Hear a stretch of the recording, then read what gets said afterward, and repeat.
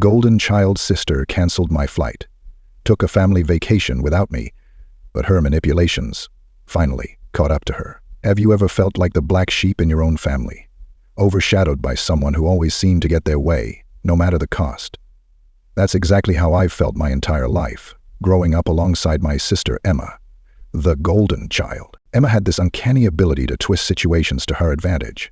Once, she managed to convince my parents that the mess in the living room was my fault, even though she had hosted her friends there the night before. Another time, she sweet-talked her way out of mowing the lawn, leaving me to do it instead. No matter the scenario, Emma always emerged unscathed, leaving me to pick up the pieces. Whether it was convincing my parents to let her skip chores or somehow making her bad grades look like they were someone else's fault, she always came out on top. Me?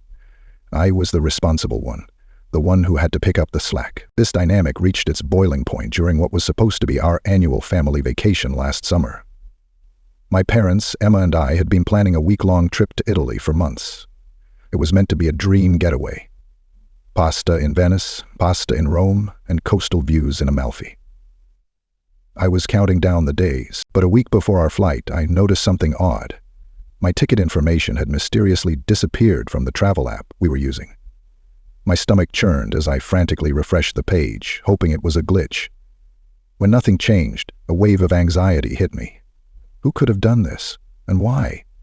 The dream vacation I had been looking forward to for months was suddenly slipping away, and I felt a mixture of panic and betrayal. I called the airline, thinking it was a technical glitch, but no, my ticket had been canceled. I panicked. "Who canceled my flight?" I asked the agent. "It was done online," she said, "by someone with access to your booking information." There were only 4 people with that information: my parents, Emma, and me.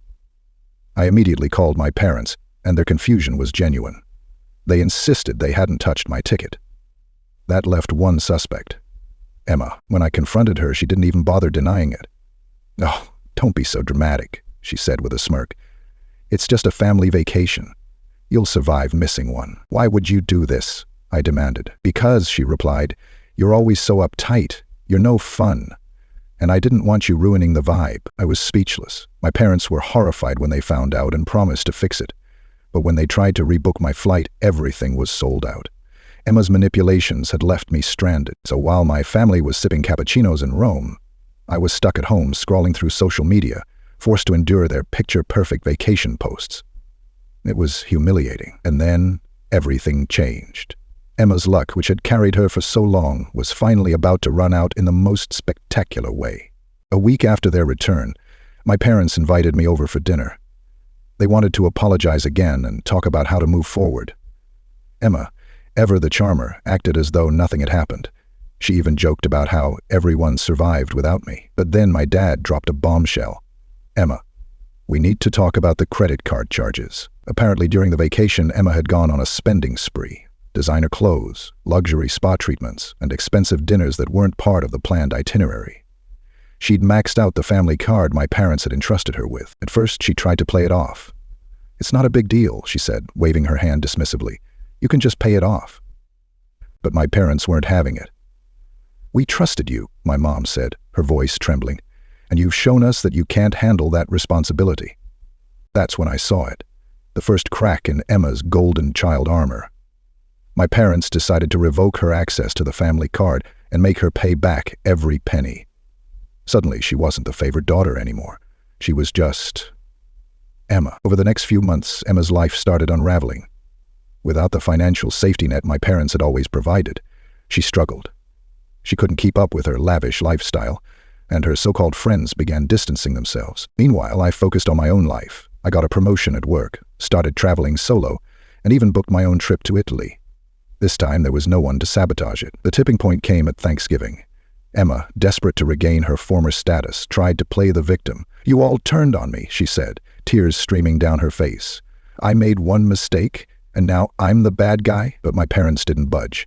They'd finally seen through her manipulations. "This isn't about one mistake," my dad said. "It's about a pattern of behavior that's gone unchecked for too long." By Christmas, Emma had taken a long, hard look at her life. Her newfound humility began to mend some of the fractures in our family. She started making genuine efforts to rebuild trust, helping out with family responsibilities and showing gratitude for the support she once took for granted. While it wasn't an easy road, Her apology to me felt sincere, and over time, our relationship began to improve. Watched some prayed movies. It was the beginning of a new chapter for all of us. She started working part-time to pay off her debts, and even apologized to me for canceling my flight. It wasn't an overnight transformation, but it was a start. As for me, I learned something important too. I'd spent years feeling overshadowed by Emma, but I realized that her shine was never my dimness. I deserved happiness and recognition, not because of who she was or wasn't, but because of who I am.